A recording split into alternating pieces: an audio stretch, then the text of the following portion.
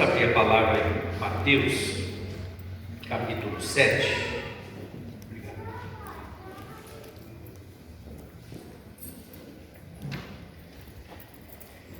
Vamos ler a partir do versículo 7. Vou ler até o final desse capítulo. Tem vários assuntos aqui que Jesus trata. Vamos lá. Mateus 7, a partir do versículo 7. Peçam e receberão, procurem e encontrarão, batam e a porta lhes será aberta. Pois todos que pedem recebem, todos que procuram encontram, e para todos que batem a porta é aberta. Respondam: se seu filho lhe pedir pão, você lhe dará uma pedra? Ou se pedir um peixe, você lhe dará uma cobra? Portanto, se vocês que são maus sabem dar bons presentes a seus filhos, quanto mais seu Pai que está no céu dará bons presentes aos que lhe pedirem. Em todas as coisas façam aos outros o que vocês desejam que eles lhes façam. Essa é a essência de tudo que ensinam a lei e os profetas. Entre pela porta estreita, a estrada que conduz à destruição é ampla, e larga é a sua porta, e muitos escolhem esse caminho, mas a porta para a vida é estreita, e o caminho é difícil, e são poucos os que o encontram. Tome cuidado com falsos profetas que vêm disfarçados de ovelhas, mas que na verdade são lobos esfomeados. Vocês os identificarão por seus frutos. É possível colher uvas de espinheiros ou figos de ervas daninhas? Da mesma forma, a árvore boa produz frutos bons e a árvore ruim produz frutos ruins. A árvore boa não pode produzir frutos ruins e a árvore ruim não pode produzir frutos bons. Toda árvore que não produz bons frutos é cortada e lançada ao fogo. Portanto, é possível identificar a pessoa pelos seus frutos. Nem todos que me chamam Senhor, Senhor entrarão no reino dos céus, mas apenas aqueles que de fato fazem a vontade do teu Pai que está no céu. No dia do juízo, muitos me dirão: Senhor, Senhor, não profetizamos em teu nome, não expulsamos demônios em teu nome, não realizamos muitos milagres em teu nome?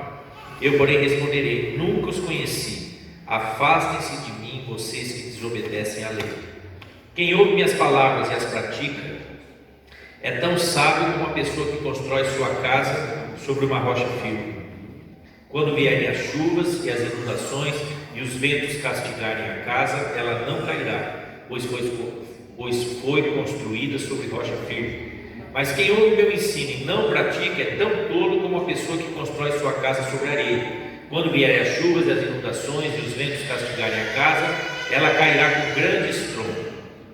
Quando Jesus acabou de dizer essas coisas, a multidão ficou maravilhada com seu ensino, pois ele ensinava com verdadeira autoridade, diferentemente dos mestres da lei. Amém. Aqui nós temos várias coisas que Jesus ensina, né? Mas eu quero pegar um fio condutor sobre nós sabermos pedir o que realmente precisamos. Será que nós sabemos o que realmente precisamos? Será que nós sabemos para a nossa vida o que de fato a gente precisa? O que é essencial? O que te tira a paz? O que nesse momento você mais precisa que Jesus de alguma maneira intervenha na sua vida? Faça um milagre, realize alguma coisa. Não é? Qual é a luta? Qual é a dor? Qual é a tua aflição? O que está te pegando, né? O que está te tirando o sono, talvez? O que está te trazendo ansiedade? Alguns eu sei, outros eu não sei, né? Alguns têm passado por lutas com filhos, com trabalho, com contas, né? Contas pagas e que de repente questionam o pagamento das contas, né? Várias situações que às vezes a gente é acometido, né? Vem sobre a gente sem a gente imaginar, sem a gente esperar. E às vezes nós não temos muito o que fazer, a não ser pedir. E é difícil para nós, como seres humanos, muitas vezes pedir. Amém? Quando a gente conhece Jesus, é mais fácil, né? Mas, de maneira geral, o ser humano tem um certo orgulho, tem um certo, eu sei cuidar do meu nariz, eu sei cuidar da minha própria vida. Eu não preciso de um Deus que eu não vejo, um Deus que está distante, um Deus que parece que abandonou esse mundo. Você já não ouviu isso? Parece que Deus abandonou esse mundo e foi fazer outra coisa, porque esse mundo é tão ruim, esse mundo acontece tanta desgraça. Você já não ouviu uma frase parecida com essa? Meu irmão, Deus jamais abandonou o mundo, o homem, a humanidade. Jamais. Pelo contrário, Ele comprometeu a vida do seu único filho. Ele próprio se comprometeu, o Espírito Santo se comprometeu, a Trindade toda se comprometeu com todo o seu empenho, com toda a sua força, com o que eles tinham de melhor. Jesus derramou a última gota de sangue do seu corpo. O compromisso de Deus com a humanidade, o compromisso de Deus conosco, foi até a última gota de sangue. É que o ser humano não entende esse compromisso. O ser humano não entende a dimensão desse comprometimento de Deus. Mas foi um comprometimento feito à base de sangue. À base de sangue, e para abençoar uma humanidade que era inimiga dele. Você e eu éramos inimigos de Deus, até nós nos encontrarmos com Jesus. Então, o comprometimento de Deus conosco é algo irrevogável, é algo feito numa aliança de sangue. Não tem volta, Deus não volta atrás, pessoal. Agora, Jesus está dizendo aqui: peçam e receberão, procurem e encontrarão, batam e a porta vai ser aberta. Todos que pedem recebem, todos que procuram encontram, todos que batem a porta é aberta. E aí ele fala, né? Se seu filho pede pão, você vai dar pedra? Se seu filho pede peixe, você vai dar cobra? Se nós, que não somos lá boa coisa, damos coisas boas para os nossos filhos, quanto mais Deus. Amém? Então, começa a pensar, né? Senhor, o Senhor está vendo a minha dor, o Senhor está vendo a minha luta, o Senhor está vendo o meu problema. Eu preciso de uma intervenção sua. Agora, você tem que ter certeza de que isso é realmente essencial para a sua vida, de que isso é aquela coisa crucial, que precisa ser resolvida, porque senão você não consegue ter paz. E mesmo que tenha sido fruto de uma bobagem que você fez. Às vezes tem situações que vêm sobre a nossa vida fruto de uma besteira, fruto de escorregando, né? Pisando no tomate, né? Enfiamos o pé na jaca, fizemos alguma coisa que não deveríamos ter feito. E aí a crise vem, o problema volta. Mas mesmo quando o problema é causado por nós mesmos, Deus nos dá oportunidades de termos vitória, de recomeçarmos, de refazermos, de reconstruirmos da maneira certa. Às vezes Deus tem que destruir uma coisa que foi feita da base errada para começar a fazer de novo da maneira correta. Eu estava conversando com uma pessoa há um tempo atrás, e a vida estava assim, como se estivesse de perna para o ar. E eu falei, olha, muitas vezes Deus vai ter que remover algumas colunas, porque essas colunas, elas estão podres, elas não têm fundamento sólido, elas foram feitas mal feitas, elas foram feitas fora da base, fora da palavra. E Deus não pode construir nada em cima de um alicerce mal feito, de um alicerce mal estruturado. Então às vezes Deus tem que vir arrancar para fazer de novo. E quantos percebem que arrancar alguma coisa já construída é difícil, é mais difícil do que fazer algo do zero? Reformar a casa, quando a reforma é profunda, é trabalhoso demais. Tem situações que demandam esforço, dói, porque precisa mexer lá no fundo, precisa remover coisas lá no profundo, porque Deus não constrói nada em base mal feita. Tem que estar alicerçado na palavra, tem que estar alicerçado nele, não é?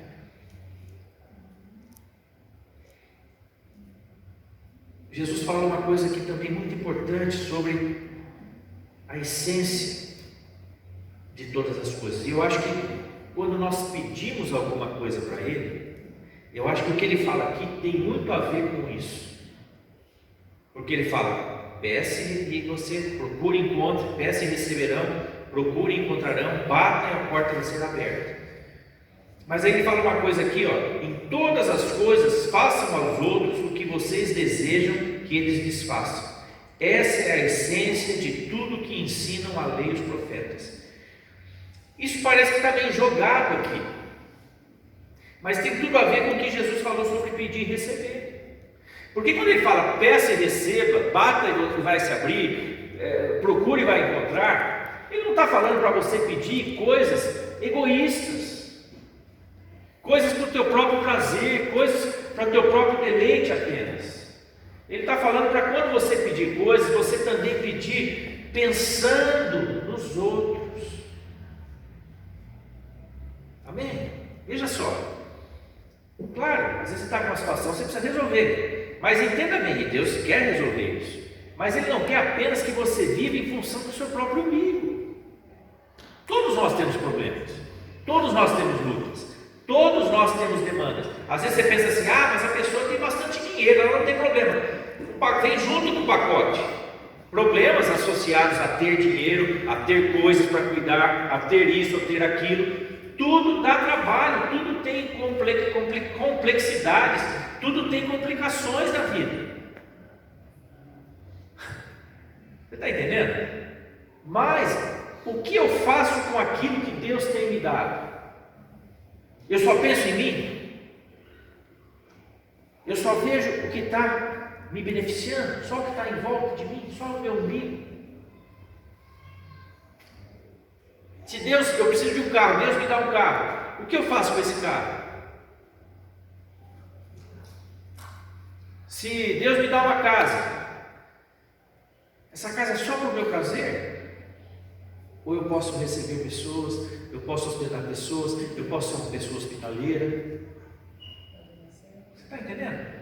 Fazer uma célula em casa, reunir pessoas, o carro para dar carona, para levar uma cesta básica para alguém, para servir. Claro que vai te servir, claro que vai te abençoar. O primeiro a ser abençoado pela bênção é você mesmo.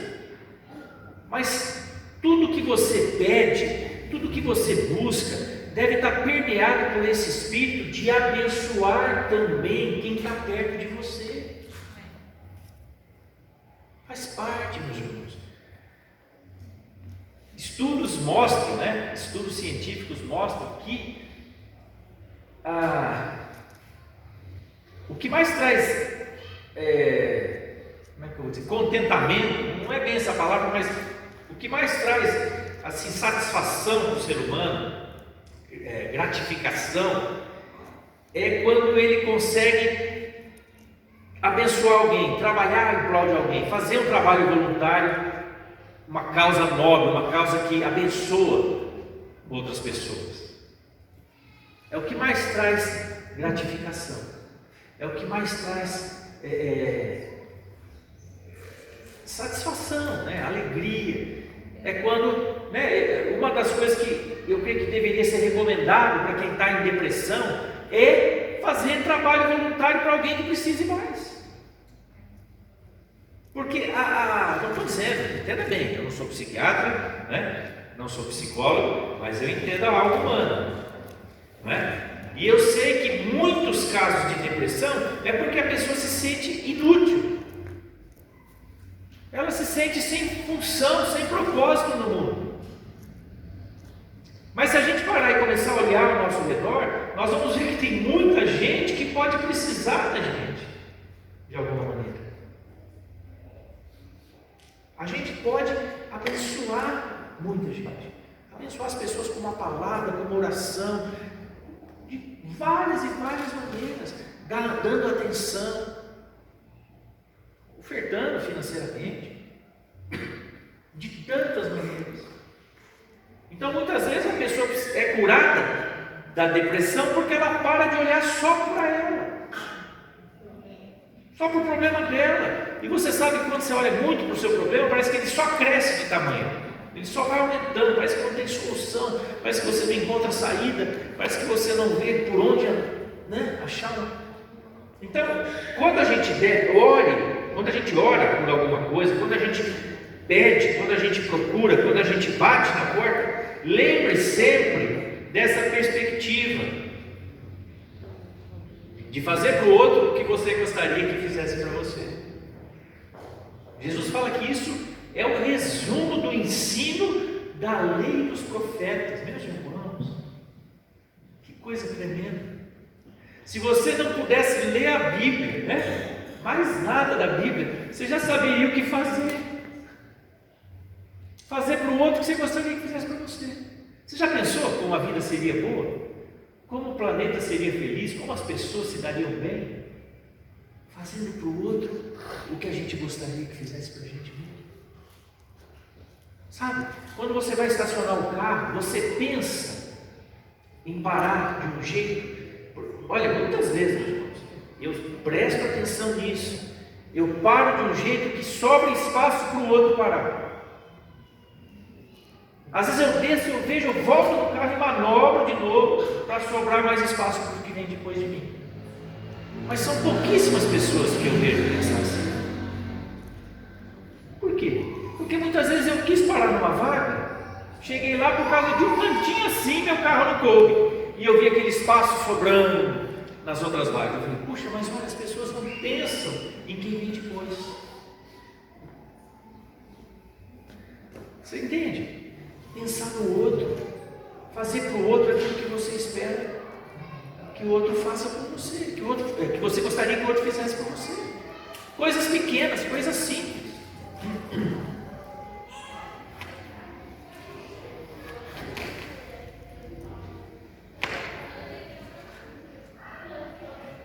E aí Jesus adverte, sobre que porta a gente deve entrar. Entre pela porta estreita.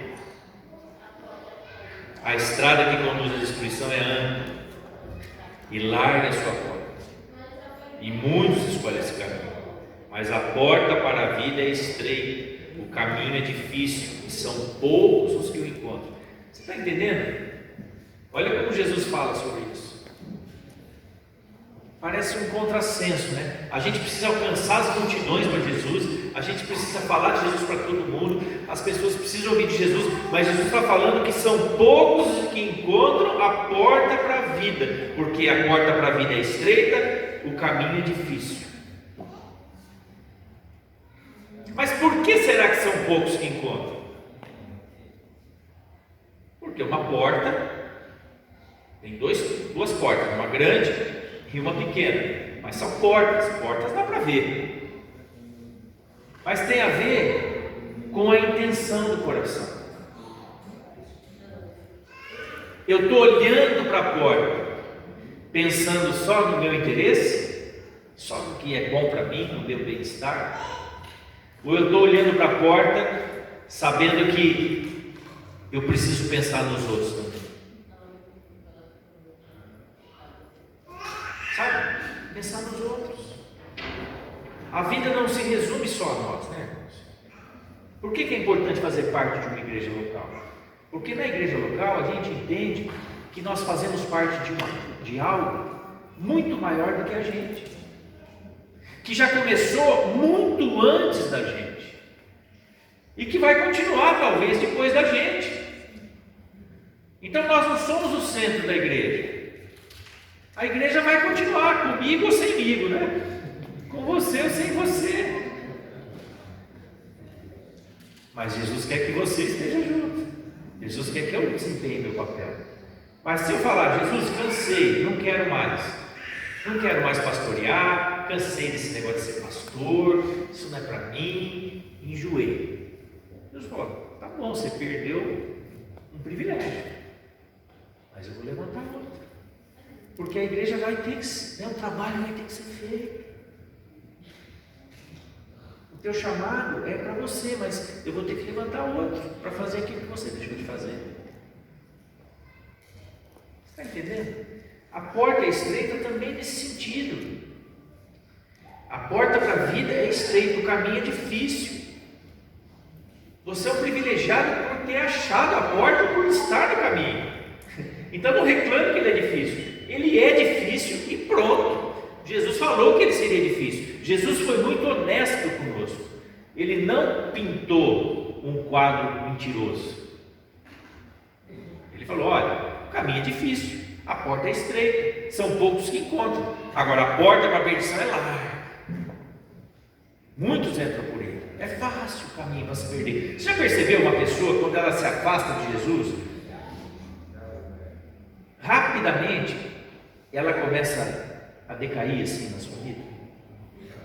Começa rápido. É rápido para você perder as referências, se você não vigiar.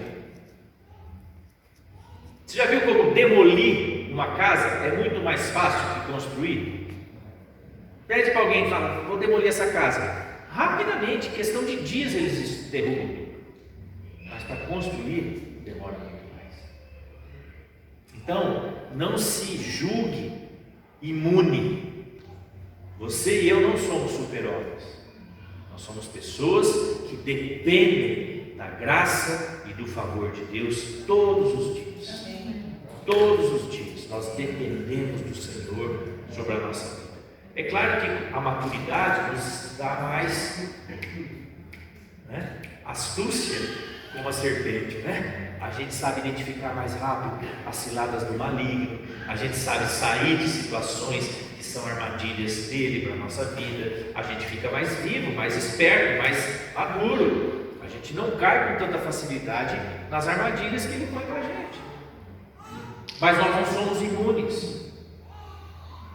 Não somos imunes. Por isso que a gente tem que ter esse coração sempre disposto a se quebrantar, disposto a ser sondado. Senhor, sonda meu coração, sonda minha alma, vê se tem algum caminho mau, vê se tem alguma raiz de amargura, vê se tem alguma coisa que eu não resolvi, se tem alguma coisa que eu não liberei perdão, se tem alguma coisa que eu não pedi perdão para o Senhor ou para alguém.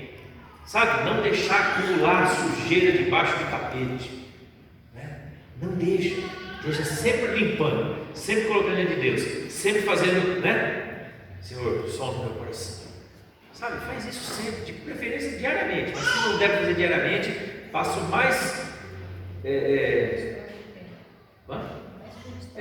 o mais curto espaço de tempo que você puder, para não deixar acumulando coisas, E aí ele adverte: cuidado com os falsos profetas, que vêm disfarçados de ovelhas, mas são lobos esfomeados. Como a gente identifica um lobo em pele de ovelha, meu irmão? Pelos dons, pelos dons que eles têm, pelos frutos.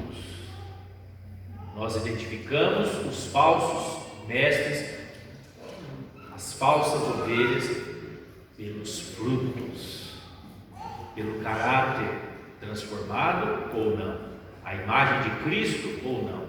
Qual é o espírito que está por trás daquela pessoa? Qual é o espírito que está falando através dela?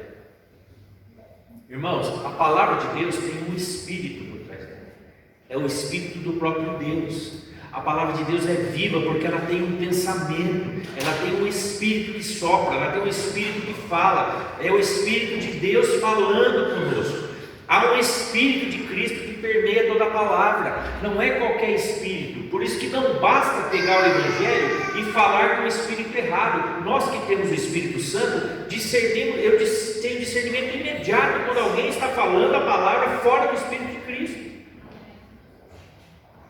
Porque não é falar a palavra, não é usar a palavra, tem que ter o mesmo Espírito, tem que ter o Espírito de Cristo sobre a pessoa. Porque ela pode até enganar durante um tempo, mas os frutos vão denunciar a que espírito ela serve, a quem ela está servindo.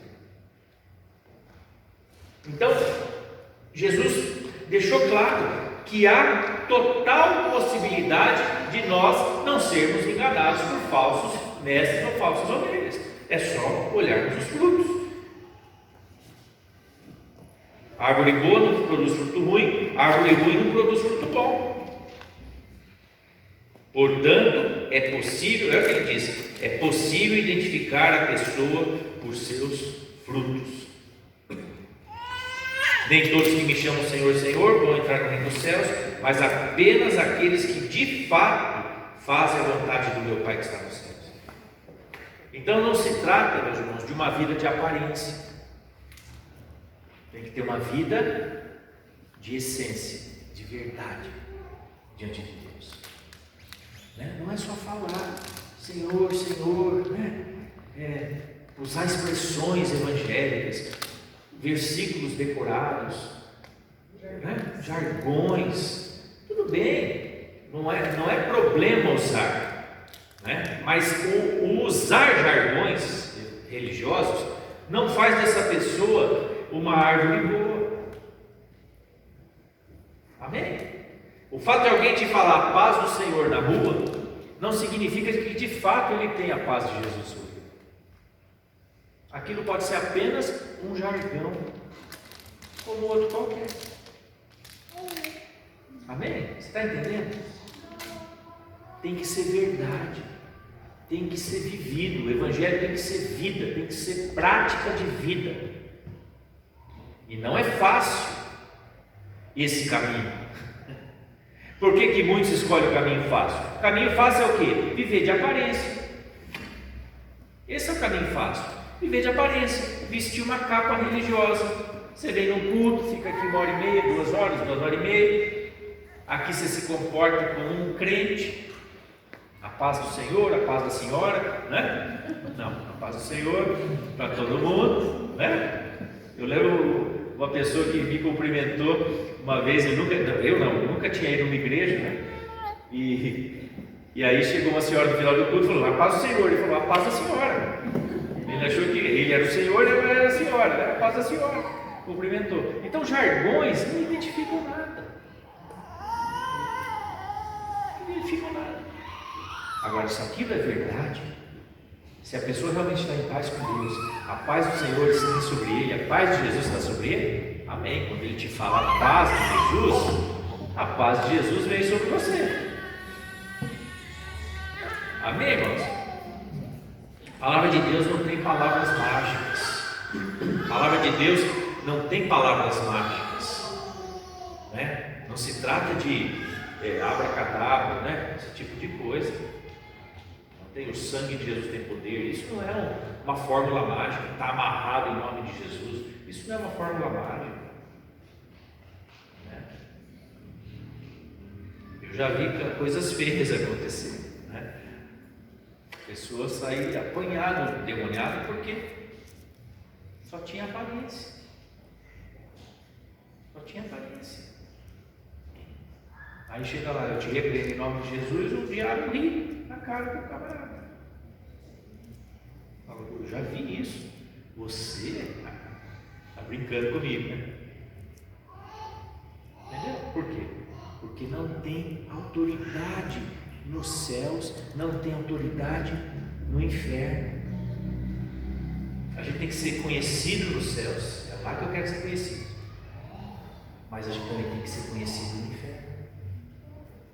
Os demônios têm que saber quem nós somos. Eles têm que olhar para nós e saber, não porque nós somos grande coisa, mas porque nós servimos a um Deus que é grande. E temos procurado ser fiéis a isso, viver isso de maneira verdadeira. Quando isso acontece, você vai ser respeitado pelo mundo espiritual. E isso é importante, isso é fundamental. Senão, né? E aí Jesus fala, no dia do juízo, quem são, né, aqueles que de fato vão entrar no reino dos céus? Apenas aqueles que de fato fazem a vontade do meu Pai que está no céu. Jesus disse. No dia do juízo muitos me dirão: Senhor, Senhor, não profetizamos em teu nome, não expulsamos demônios em teu nome, não realizamos milagres em teu nome, muitos milagres em teu nome. Eu, porém, responderei: nunca os conheci. Afastem-se de mim, vocês que desobedecem à lei. Olha que coisa interessante. Jesus fala para eles o quê? Eu não conheço vocês. Porque não se trata de seguir uma religião, se trata de seguir uma pessoa, de se relacionar com uma pessoa. Você não é chamado para se relacionar com uma religião.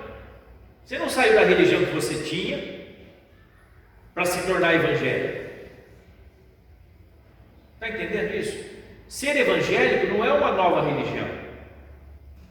Aliás, eu nem gosto muito desse termo evangélico. Eu uso ele para facilitar a identificação. Se o IBGE chegar na tua porta, vai ter o censo esse ano, você pode responder que você é evangélico, não tem problema, tá? Você não vai explicar para ele: eu sou um discípulo de Jesus, Jesus nos chamou para termos um relacionamento com ele. Ele não vai ter essa categoria lá. Vai ter católico, evangélico, umbandista, espírita, não sei o quê. Você fala: eu sou evangélico, tudo bem, não tem problema. Mas eu estou dizendo que você não foi chamado para mudar de religião. Eu não fui chamado para mudar de religião. Nós fomos chamados para conhecer Jesus. Quando ele fala eu não os conheço, está falando o quê? Eu não tenho nenhum tipo de relacionamento com você. Você usou o meu nome, você me usou lá, você usou a autoridade que tinha no meu nome, você me usou para os teus próprios benefícios. Você não pensou em fazer para os outros o que você gostaria que fizessem para você. Você está entendendo, meus irmãos? Jesus está falando sobre isso. Conhecer Jesus é conhecer o seu espírito, o seu caráter, o que vai no coração dele, o que vai na mente dele.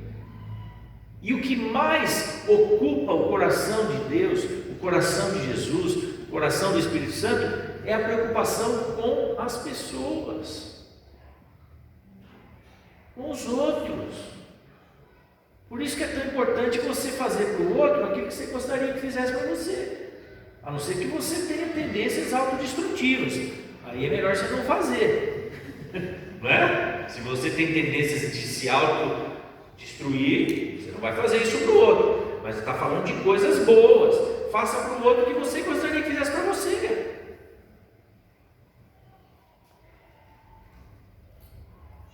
Amém? Quem não gostaria de entrar numa loja e ser bem tratado na loja? Quem não gostaria de entrar no ônibus lotado e alguém levantar e dar um lugar para você sentar?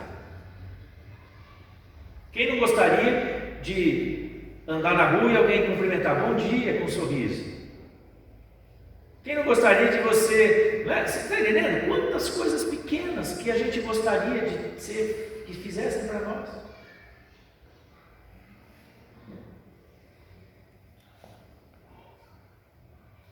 Afastem-se de mim, porque eu nunca os conheci, vocês que desobedecem à lei. Olha só. E qual é a lei que Jesus falou que é o resumo todo da lei? Faça aos outros o que vocês desejam que eles façam. Essa é a essência de tudo que ensina a lei e os profetas. Ou amar a Deus sobre todas as coisas, amar o próximo como a ti mesmo. É o resumo da lei. Então, o que é obedecer à lei ou o que é não obedecer à lei? O que é não obedecer à lei? Não amar a Deus sobre todas as coisas. Não fazer para o próximo o que gostaria que fizesse para mim. Isso é desobedecer a lei. E se você desobedece esses dois mandamentos, você não conhece o coração de Jesus, você não conhece o Espírito de Cristo. Sabe, irmãos, a mentalidade que permeia muito, olha, isso é uma coisa séria. Ele está falando aqui para gente que se diz convertida. Não está falando. A gente às vezes pega esse negócio de fruto bom, árvore boa, fruto bom, árvore ruim, fruto ruim. A gente pensa nisso para pessoas fora do meio cristão. Mas ele está falando para o nosso meio. São falsos. Parece verdadeiro, mas não é. Não está falando para gente que não está envolvida com o Evangelho. Está falando de gente que está envolvida de alguma forma com o Evangelho. Não é falso profeta lá fora. As pessoas lá fora nem sabem o que é um profeta. As pessoas lá fora nem sabem relacionar isso. Está falando para nós que sabemos, que estamos no Evangelho, que conhecemos a palavra de Deus. Então ele está falando isso, que nós devemos tomar cuidado. Está falando para gente experimentada na palavra. E é no meio de gente que está na palavra, que está lidando com as coisas de Deus, que vão surgir falsos, que parece verdadeiro, mas é falso. Há um espírito, muitas vezes impregnado, de comercializar o Evangelho. É um espírito que a palavra lá em Apocalipse chama de a grande meretriz, que pegava essas coisas e comercializava as coisas de Deus, visando lucro e benefício pessoal. O Evangelho não pode ser fonte de lucro pessoal. Amém. O trabalhador é digno do seu salário. Não é lícito a pessoa viver do ministério. Não há nada de errado nisso, né? Mas eu estou dizendo que há muitas intenções erradas em se ter uma igreja grande, em se ter um ministério grande, em viver do ministério, em tosquiar as ovelhas além do que convém, Você está entendendo o que eu estou falando? Esse não é o Espírito de Cristo. Esse não é o Espírito do Evangelho. Esse é o Espírito do Anticristo.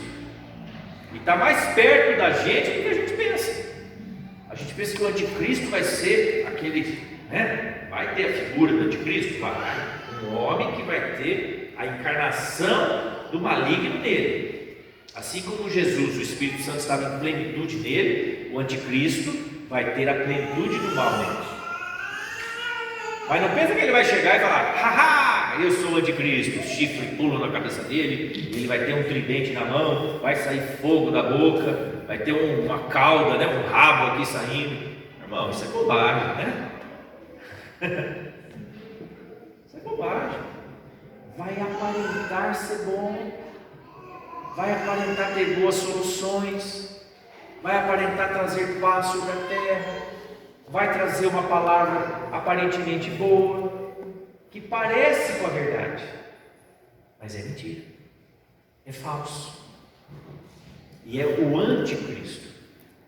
E Jesus está falando: tomem cuidado com os falsos profetas, tomem cuidado com os lobos em pele de cordeiro, que vão entrando dentro da igreja e vão minando a igreja por dentro.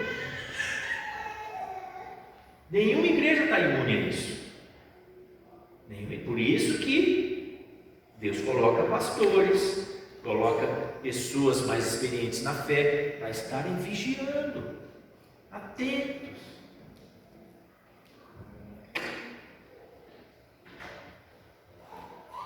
Eu lembro uma vez, muito tempo atrás, uma pessoa chegou na igreja e ela tinha um dom muito forte na área de profecia. E ela procurava as pessoas assim,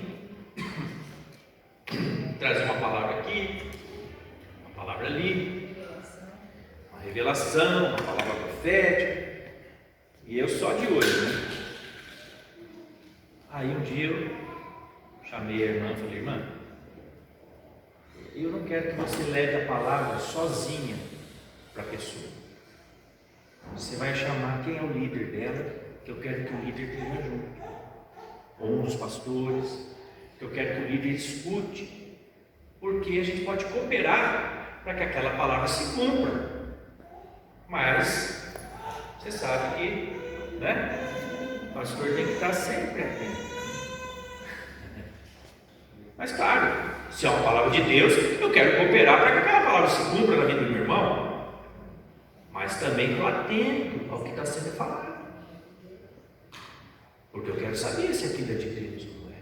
O espírito do profeta está sujeito. O espírito do profeta está sujeito ao profeta.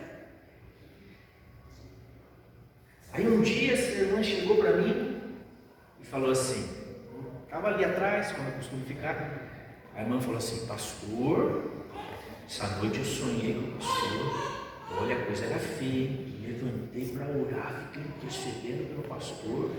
Olha, o negócio ali, assim, meio que dizendo assim: eu sei o que você fez no verão passado, sabe? Tipo assim, querendo me intimidar, como se eu tivesse escondendo alguma coisa. Ela precisou interceder por mim. Olha aonde vai, porque ela falou: se eu enquadrar o pastor, ele vai ficar com medo de mim e não vai mais pegar no meu pé. Ficou ressoso.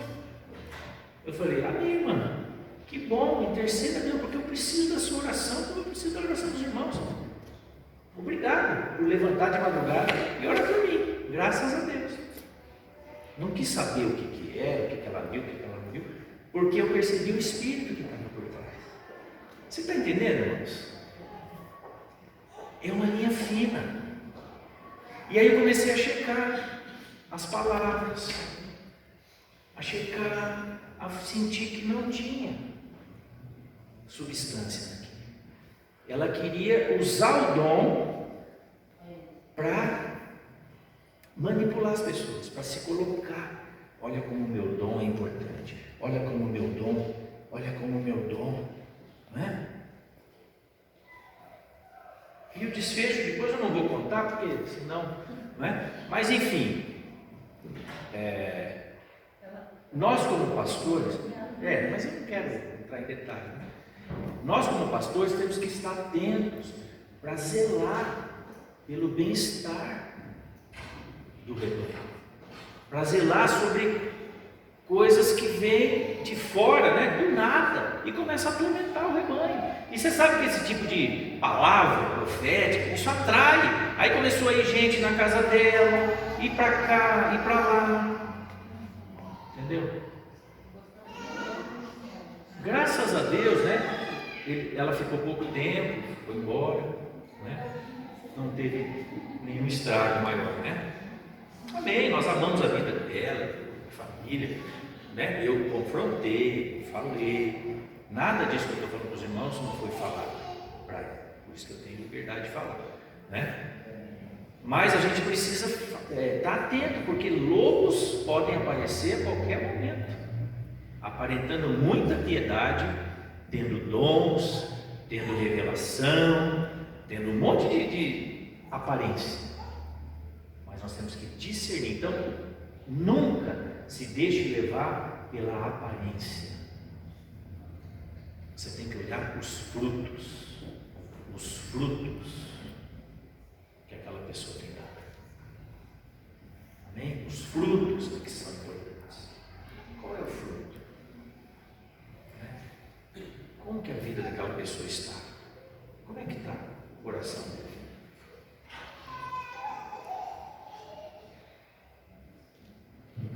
Então não adianta você ter milagres, você profetizar, você realizar,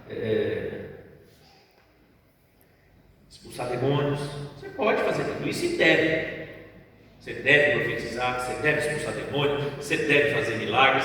Você tem toda a liberdade para fazer isso, para usar os dons que Deus te dá. Você precisa usar os dons. Os dons são ferramentas que Deus coloca na tua mão para você ser eficaz no teu ministério. Então use os dons, mas não abuse dos dons. Lá em Campinas também, lembro de uma senhora que fazia isso, usava e abusava dos dons. E tinha pessoas que estavam sempre correndo atrás dela, quase como uma vidente, né? Sabe? E o fim dessa senhora foi muito, não é essa de Campinas, né? Foi triste, muito triste. Se levantou contra a autoridade do pastor Rony na época. Foi uma situação muito triste. Aí o fim foi triste. Acabou sozinha, numa cama sem poder se mexer, né? As pessoas tendo que fazer por ela, foi perdendo os movimentos. Sabe, irmãos, é muito sério, né? É muito sério. Então, assim, a gente tomar cuidado, né? Está atento, está atento. Espírito de Cristo. Tem o Espírito de Cristo. Qual é o Espírito de Cristo? Amar a Deus sobre todas as coisas. Amar o próximo como a ti mesmo, né? A pessoa está preocupada consigo, está preocupada com o outro. A pessoa quer chamar atenção para si ou quer chamar atenção para Jesus? Sabe o espírito do falso profeta qual é? Ele quer holofote sobre ele. Quer holofote. E ele quer estar em evidência. O espírito do anticristo é esse. O espírito do falso profeta ele quer estar em evidência. O dom serve a ele. O dom atrai para ele. O dom tenta manipular ao seu favor. Sabe qual é o Espírito de Cristo? Eu diminuo e ele cresce. Ele aparece. A glória é dele. Se vão lembrar o meu nome, eu não sei, mas eu quero que o nome de Jesus ele saiba. Amém? Se vão lembrar de mim, meu irmão, se eu vou ser conhecido, eu não estou nem aí. Já passei dessa fase, graças a Deus, né? Já passei dessa fase, não é? Ele precisa ser conhecido. Ele tem que ser honrado. Jesus tem que ser honrado. Ele é o centro da igreja. Esse é o Espírito de Cristo. Agora, Cristo não quer ser honrado porque ele também é egoísta. Não, é que ele sabe que se a gente o adora, não terá engano. Porque se a gente não adora Jesus, alguém vai receber adoração. E se não é Jesus, quem está recebendo a adoração? O inimigo. Porque toda adoração que erra o alvo, não chega em Jesus, está glorificando o inimigo. Então Jesus sabe que nele há segurança. Ele é o caminho, ele é a verdade, ele é a vida, ele é a porta. Por ele nós não temos erro, não precisamos ter medo. Ele nos traz segurança. E aí ele termina falando sobre construir a casa. Aonde nós estamos construindo a casa? Para você pedir com certeza, com clareza, você tem que estar construindo a tua casa no lugar certo. Você tem que estar pondo os fundamentos certos. Que aí você vai saber pedir como convém. A gente precisa saber pedir. A gente precisa saber pedir. A gente precisa saber orar como convém. Até para pedir nós temos que ter sabedoria. Tem muita gente que pede mal, que não recebe porque não sabe pedir. Pede errado, pede para os próprios prazeres, sabe? Você tem situação para resolver? Amém. Mas quando Deus te abençoa financeiramente, claro, você tem que pagar suas contas primeiro, pague suas contas. Mas se Deus está suprindo além, será que você não pode abençoar alguém? Será que você não pode abençoar algum projeto da igreja? Será que você não pode procurar alguma coisa para investir algo no reino de Deus? Meu irmão, a solução para a crise das cidades, dos governos, é a palavra de Deus, é o reino de Deus, é a igreja. Infelizmente, a igreja hoje, ela atingiu um tamanho, mas sem maturidade. Então ela atingiu hoje uma visibilidade, ela está até perto dos governantes, mas ela não está tendo maturidade para ajudar esses governantes a governar, infelizmente. Sabe aquele adolescente que cresce rápido, dá aquele estirão, e eles ficam de repente bem desengonçados? Quem já viu, né? Todo mundo já viu, porque você já foi adolescente, né? Se você não viu, talvez você ainda não passou por essa fase, né? Mas vai passar. Então, dá aquela esticada, né? E aí passa um período assim meio desengonçado, né? Meio grandão e tal, mas não tem maturidade. Você olha para a pessoa, você vê que ela é grande, ela é forte, mas as atitudes não são maduras, não são ainda de uma pessoa adulta. A igreja está mais ou menos assim hoje. Ela cresceu, ela está grande, mas ela não está tendo maturidade para ser uma boa conselheira ainda. Deus queira que cheguemos lá, né? Que a igreja amadureça, não só cresça de tamanho, mas cresça em estatura moral, no seu caráter, que ela possa dizer uma palavra sem interesses particulares, né? Quando ela falar, ela não está falando porque ela está pensando no seu benefício próprio, ela está falando porque ela quer abençoar a nação, quer abençoar as pessoas, quer abençoar a cidade onde ela está. Essa é uma igreja madura, meus irmãos. Não é uma igreja que passa o chapéu pedindo ajuda para as autoridades. Eu detesto ter que pedir ajuda para autoridades políticas, a não ser que seja um direito nosso como igreja, como cidadão. Aí não é pedir, é obrigação do governo fazer aquilo que nós temos direito como cidadãos. Mas pedir favor, nós não precisamos, porque quando você pede favor, você fica devedor daquele político, daquela autoridade. E nós temos um Deus que é muito maior do que qualquer autoridade desse mundo. É Ele que coloca as autoridades naqueles lugares. Se o nosso Deus não pudesse suprir as nossas necessidades, as necessidades da igreja, que é a menina dos seus olhos, que é a coisa mais importante, que Ele zela, que Ele cuida, meu irmão, que governante vai fazer isso? Esquece. Nós temos um Deus que supre todas as nossas necessidades. Então, se você está precisando de algo agora, né? Coloque diante de Deus, peça, bata, procure, porque você vai encontrar, a porta vai se abrir, você vai receber. Mas não peça apenas como algo egoísta, não peça apenas pensando só em você, não peça apenas pensando no seu benefício. Pensa assim: Senhor, eu quero ser abençoado, eu preciso resolver isso, mas eu quero ser uma bênção para outras pessoas. Sabe, a tua profissão seja uma bênção para as outras pessoas. Sabe, por exemplo, você, estou vendo a Gabi, lembrei que ela acabou de se formar, né? Agora ela é advogada. Sabe, você está exercendo a tua profissão, Deus vai te abençoar, vai abrir portas, você vai ser próspero. Eu creio nisso, Deus vai te dar graça, amém? Mas nunca esqueça de ter um tempo para abençoar alguém que precisa. Sabe, vão aparecer muitas pessoas que vão poder pagar pelo teu serviço, e você vai ser bem remunerado pelo serviço. Mas lembre que sempre vai ter alguém que não vai poder pagar e está sofrendo de injustiça. E você vai poder ajudar alguém que está sofrendo de injustiça. Amém? A tua profissão, né? Tem várias, toda profissão tem isso. Em qualquer área da nossa vida, onde Deus nos coloca, nós podemos abençoar pessoas que estão passando por necessidade, passando por injustiça.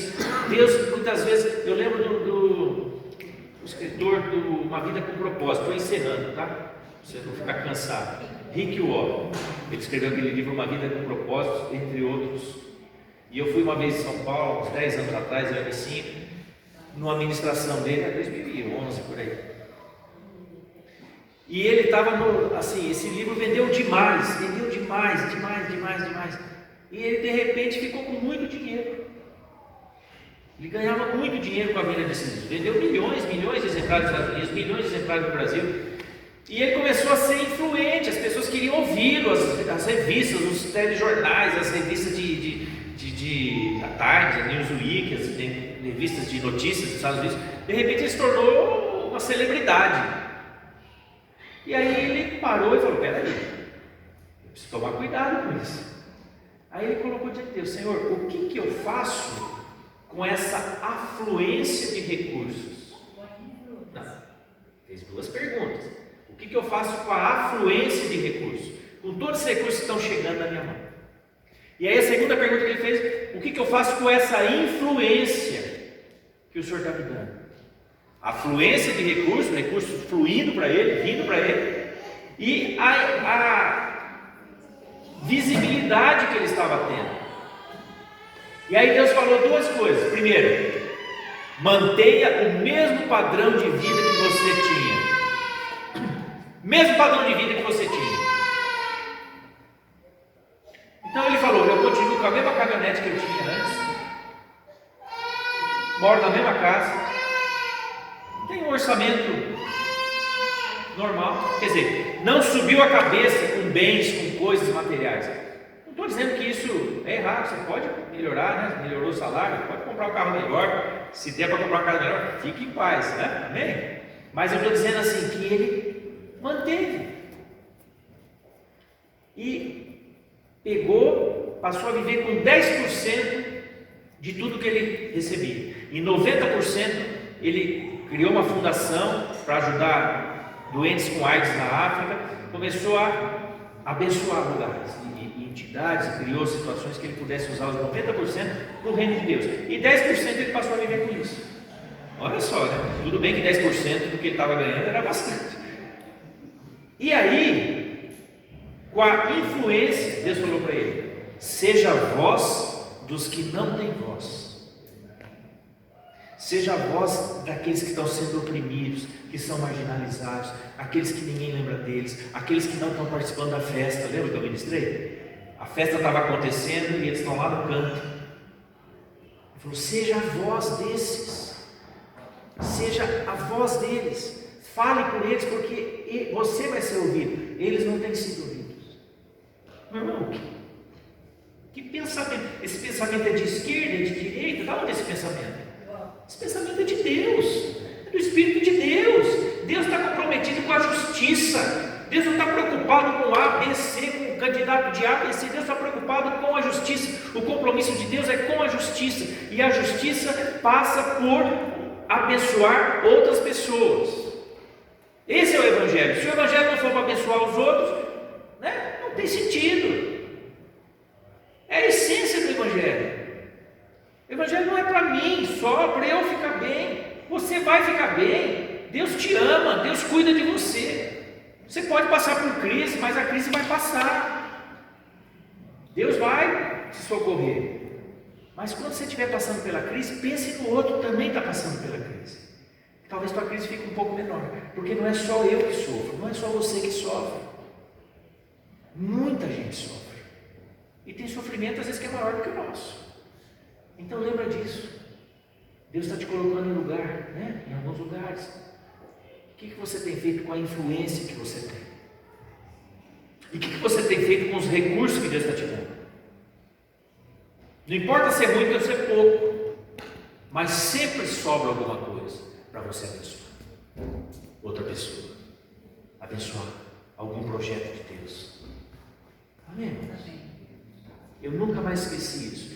Para mim valeu ter ido naquela ministração para ouvir essa frase dele. Eu nunca mais esqueci. O que eu faço com a influência? O que eu faço com a afluência de recursos? O que você tem feito com o que Deus tem te dado nas mãos? O que você tem feito com o lugar onde Ele te colocou? Amém? Isso muda até o jeito da gente pedir as coisas, né? Não muda? Muda o jeito da gente pedir as coisas. Porque muda os valores. Muda as coisas aqui dentro. A gente passa a dar importância para aquilo que é importante, de verdade. Vamos orar? Fica de pé.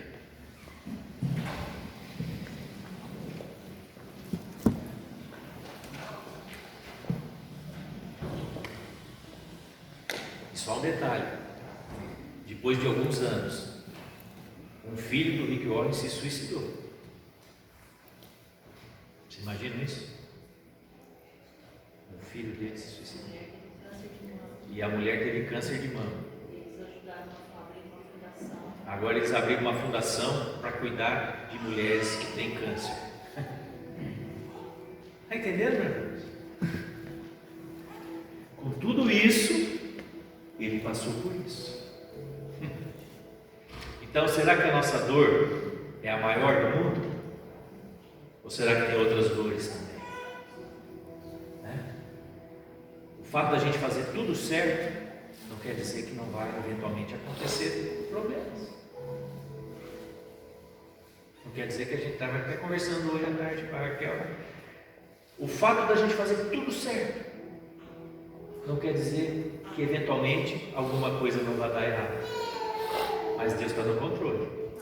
Ele cuida de você.